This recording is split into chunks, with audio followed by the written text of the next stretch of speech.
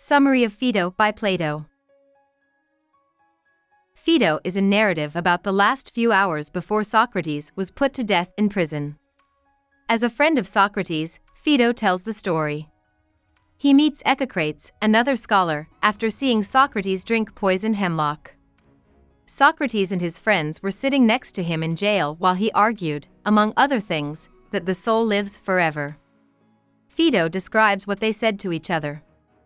Here's what Phaedo says. Socrates tells his friend Cebes to say goodbye to the artist Ivinus, wish him well and bid him farewell, and tell him, if he is wise, to follow me as soon as possible.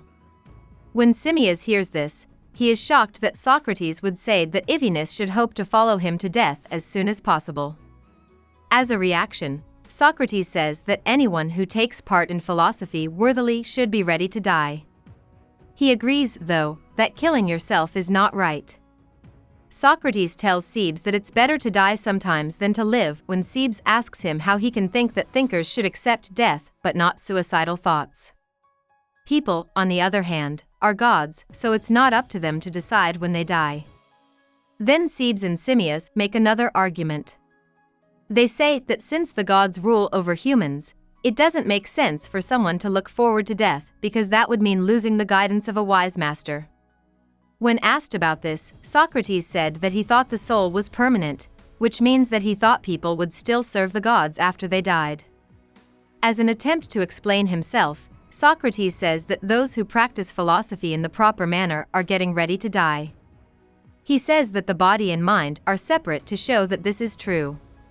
He says that the physical world is full of distractions because our senses aren't always accurate and can't give us a solid picture of reality.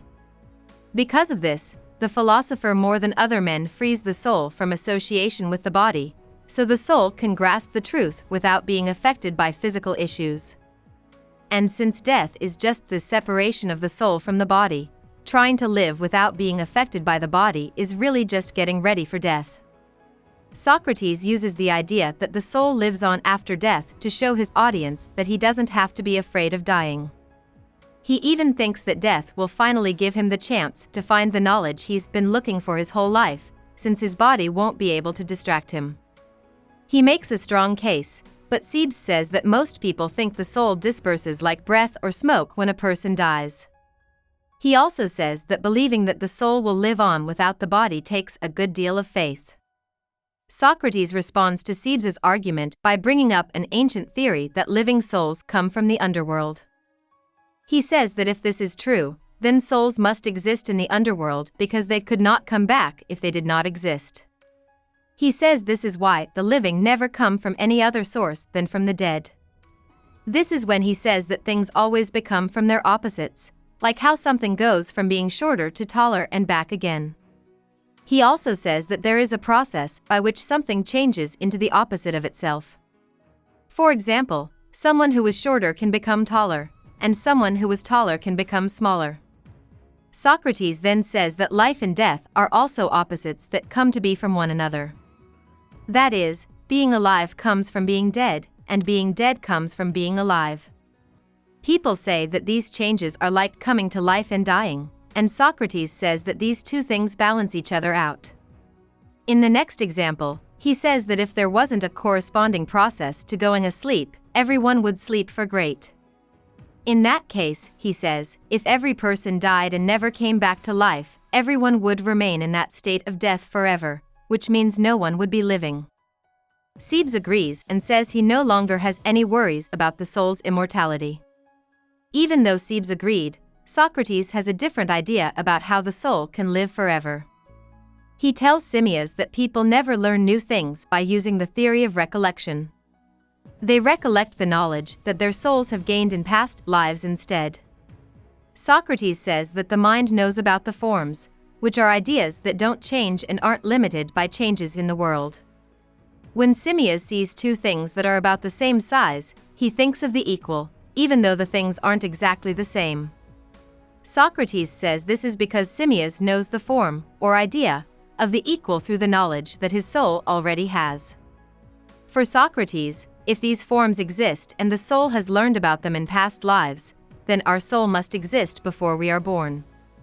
Simmias agrees with Socrates that the soul exists before we are born, but he doesn't agree that it lives on after the body dies. Socrates responds that the forms are non-composite and don't change, while real things, like people or clothes, are composite, made up of more than one part, and are always changing. Here, he separates reality into two groups, the invisible and the visible. Visible means the body, and invisible means the soul, he says. Socrates reminds Simmias and Cebes that the soul can become wise if it rejects the body's desires. He also says that the invisible part of life is like the divine and deathless parts. He then says, it is natural for the body to dissolve easily and for the soul to be completely indestructible. In line with this, when people die, their bodies break down, but their souls will make their way to the invisible, which is divine, immortal, and wise, if they have been made pure through knowledge. For this kind of soul, the afterlife is wonderful with the gods. But if it got too involved with this life, it will suffer in the underworld and come back as a lower being. Cebes and Simmias both say they have doubts, but they don't want to bother Socrates with them because he's about to die. Still, he encourages them to say what they think, so Simmias says what he doesn't agree with about Socrates' ideas about what is visible and what is unseen. Someone could make the same argument as Socrates about harmony, lyre, and strings, which means they could say that a harmony is something invisible, without a body, but the lyre and strings that make that harmony are real and can be seen.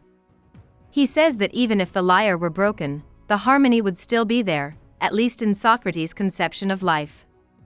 As Simmias points out, this makes no sense at all since the music comes from the lyre and can't exist without it. He asks Socrates what he would say to someone who has the same idea about how the soul is connected to the body. Socrates asks Cebes to say what he thinks before answering Simmias's question. Cebes says that he has trouble believing that the soul lives forever. The way he makes his point is by saying that the mind and body are like a weaver and his cloak. The maker makes many cloaks over the course of his life, but they all wear out in the end. But the cloak he makes right before he dies will last longer than he does. That doesn't mean that a man is less important and weaker than a cloak, Cebes says. In the same way, it wouldn't make sense to say that the soul lasts a long time while the body is weaker and shorter-lived. The soul wears out many bodies, but that doesn't mean it will keep doing that forever, he says. It might go through more than one body, but in the end it will die with one of them. Socrates seems thankful that Simmias and Cebes disagreed with him because it gave him a chance to explain himself. Then he talks about Simmias's idea of the soul as a harmony. This reminds him that he agreed with the theory of recollection, which says that the soul exists before the body. He says this means the soul isn't a balance made by the body because it has always been there on its own. Socrates adds another point: wickedness is an example of discord, and something can't be both itself and its opposite at the same time. Socrates responds to Cebes's point that the soul's general toughness does not prove its immortality. He then talks about the cause of generation and destruction, something he thought about a lot when he was younger.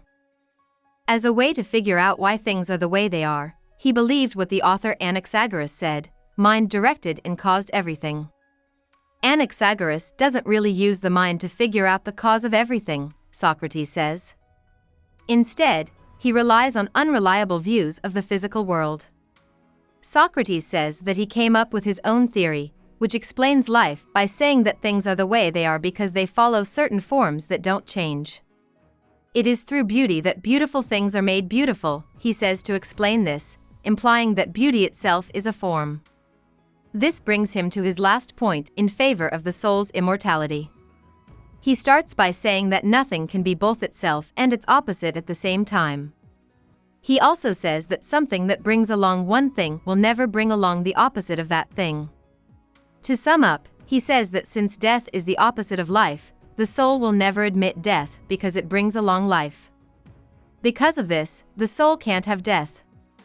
After making his last case for the soul's immortality, Socrates tells his audience what he thinks happens in the future. He says that the souls of good people go to a pure dwelling place where they don't have bodies. Others will be punished for their sins and purified until they can come back to earth in a new body. still others will be sent to the base of the underworld and will never come back. Socrates finishes his vision of the future by drinking poison hemlock. He then walks around his cell a few times to let the poison flow through his body, and then he lies down while his friends cry. He tells them to get off his back because his trip to heaven is not sad.